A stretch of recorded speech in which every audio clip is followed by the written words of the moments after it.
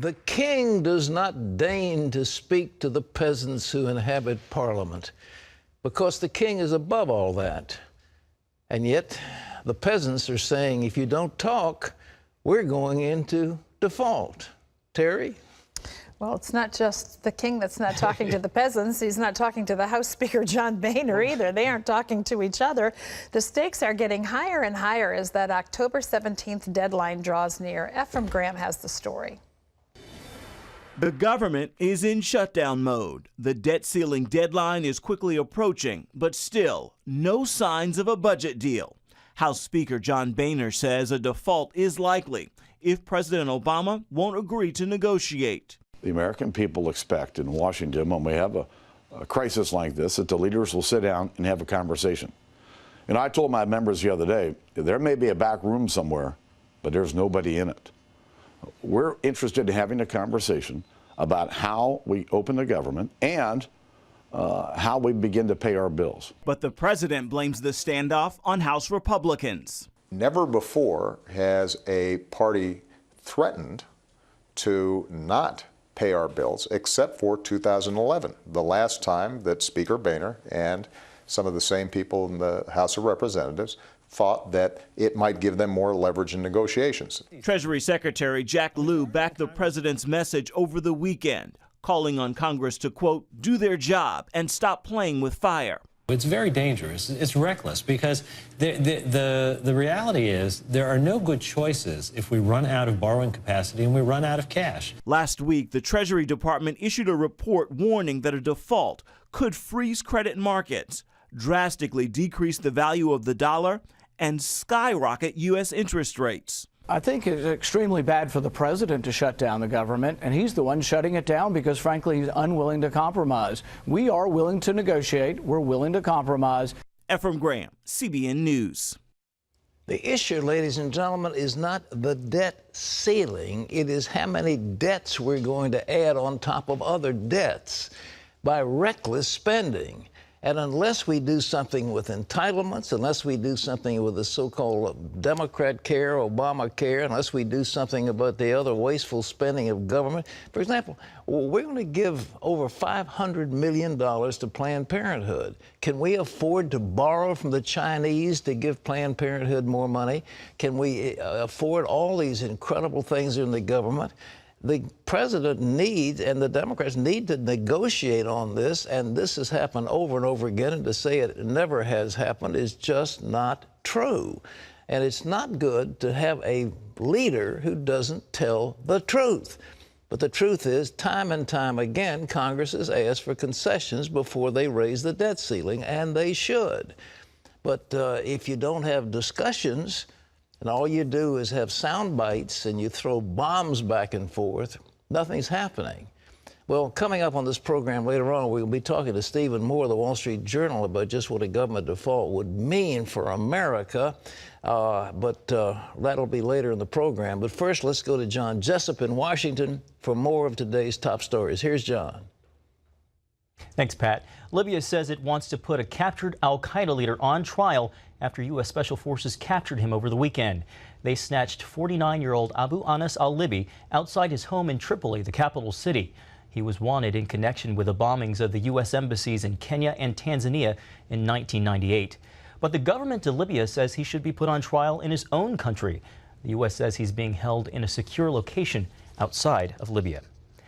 The U.S. Supreme Court is taking up several important cases in its new term, which begins today, including prayer at government meetings and the power of the president to make recess appointments while Congress is not in session.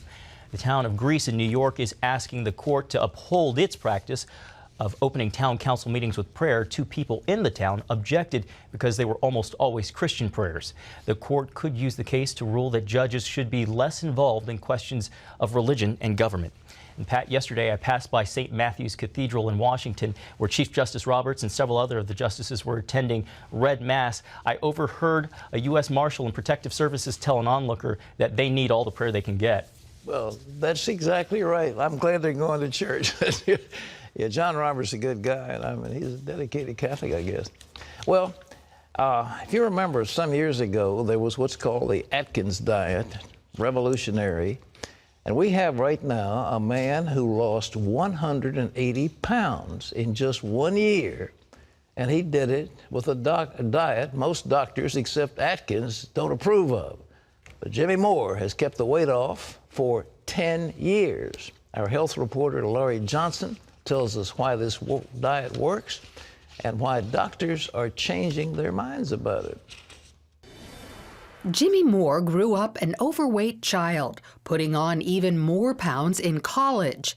After marrying, he ballooned to 410 pounds, eating 2 boxes of Little Debbie snack cakes and drinking 16 Cokes a day. I was wearing size 62-inch waist pants. I was wearing 5 XL shirts. I was on 3 prescription medications for high cholesterol, high blood pressure, breathing problems. I was a mess. His wife prayed for a miracle. Once I gave it to God, I said, He's in your hands. You know, sorry. That's when everything became okay. I was scared because I didn't want to be without him. And I loved him so much. Jimmy says God led him to give up carbohydrates, the sweet, starchy foods, and the pounds melted away. And the big thing, came off of cholesterol-lowering medication, came off of blood pressure medication, came off of the breathing medication, all within like 6 or 8 months. Jimmy is not alone. Dr. Eric Westman, a nationally renowned obesity expert, heads up the Duke Lifestyle Medicine Clinic. When his patients follow Jimmy's diet, they lose weight and don't need their medicine anymore. Here at Duke, we use mainly the low-carbohydrate ketogenic diet to treat diabetes and obesity and all the other problems that come with obesity. Hypertension gets better, heartburn gets better, fatty liver, the list goes on and on. Dr. Westman recommends keeping carbs down to about 20 grams a day. That's not much. This cupcake is already too high. It has 26. But don't just think desserts. Carbohydrates include whole grains and fruit.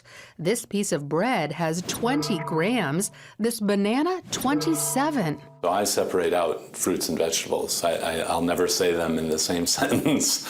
So fruits basically are high in sugar. Vegetables have much less sugar. So we want people to have vegetables. Fruits are an every now and then treat like candy or something that you wouldn't have every day. The key to giving up carbohydrates is replacing them with some protein and a lot of fat. Yes, fat. That includes monounsaturated fat and also saturated fat. If there's one message I think I'm trying to put out there loud and clear, say it loud, say it proud. I love my butter. I love my coconut oil. I love all of these nourishing fats that are making me healthy, energetic, vibrant. I'm sitting here today, the healthy man, because of those fats. Many doctors and even the government tell us to avoid saturated fat because they say it causes heart disease. But Dr. Westman joins a growing number of physicians who say saturated fat is good for you. I tell my patients not to fear the fat, eat lots of fat. Fat makes you feel full. There's no problem with fat. In fact, saturated fat, the fat that we've been taught not to eat, raises your good cholesterol best of all the food you can eat. In their new book, Cholesterol Clarity, Dr. Westman and Jimmy Moore explain why we need to rethink what we've learned about fat and carbs, pointing to new scientific evidence showing inflammation as the main cause of heart disease and other problems. It comes from eating too many carbohydrates, not high cholesterol. The book goes further, explaining that some cholesterol can be good for you. HDL cholesterol is good, as well as some LDL, but only the large, fluffy particles. Small, dense LDL particles do lead to heart disease. They come from eating an inflammatory diet loaded with not saturated fat, but carbohydrates. So for a smaller belly and a stronger heart, Jimmy embraced the fat and quit the carbs. I had a heart scan score. We talk about all this in the book. A heart scan where they just do a CT of your heart to see if there's any calcified plaque in there. 0, none, 85% fat in my diet, and no clogged arteries. A low-carbohydrate, high-fat diet is controversial among doctors and goes against conventional wisdom. But a growing number of doctors say success stories like Jimmy's are making them take a closer look at how a low-carb, high-fat diet might help their obese patients. All those years that I was dealing with the obesity, I knew God was hearing my prayer and that someday, wasn't going to be necessarily in Jimmy Moore's timing, but in someday I was going to find the answer that was right for me, and I have. And now I'm trying to spread that to other people and be an encouragement to them. Lori Johnson, CBN News.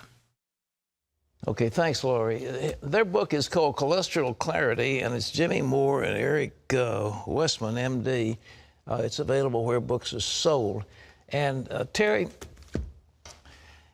this is the Atkins Diet. It's the Stillman diet. It's been around forever and ever. And what happens is when you eat all these proteins, you build up what's called ketosis. And that means that your body begins to eat the fat that's stored up in it. The only problem is, it's like, you know, the old-time furnaces that used to work on coal. Mm-hmm. They used to have clinkers and ashes, and you had to, you know, get in there and take out the clinker. Out. You remember? Mm-hmm. Okay.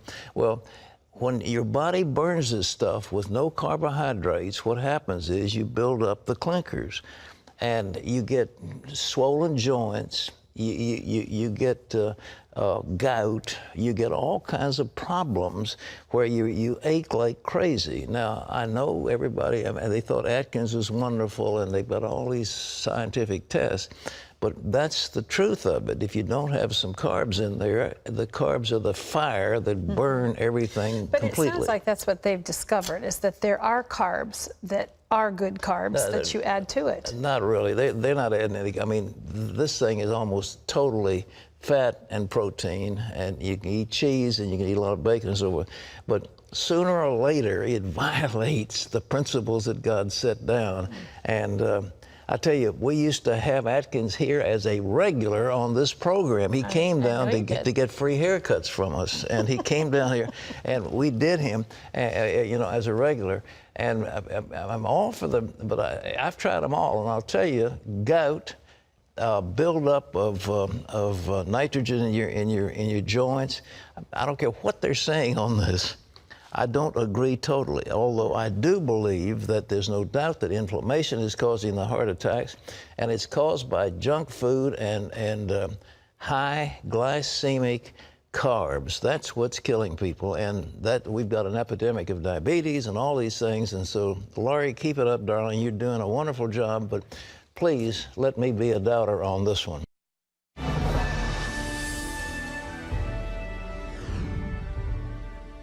Welcome back to Washington for this CBN Newsbreak. D.C. police have released video of the two men suspected of toppling a Ten Commandments monument near the Supreme Court. It happened last month at the Faith in Action office across the street from the High Court. The group's president, Reverend Rob Schenck, says he won't press charges, but he does want to meet those responsible and find out why they did it. Faith and Action has raised more than $10,000 to repair the monument. The CBN program Shamadan is celebrating a year on the air. CBN staff in India, along with 200 pastors and viewers, gather to worship and testify about how the program changes lives. Shamadan reaches Bengali speakers in India. It's the first Bengali Christian TV program of its kind and reaches 60,000 viewers weekly. The show features real-life testimonies and offers viewers the gospel message. Each week, hundreds of people call for prayer and to find out more about Jesus. You can find out more about what CBN is doing around the world by logging on to cbn.com/international.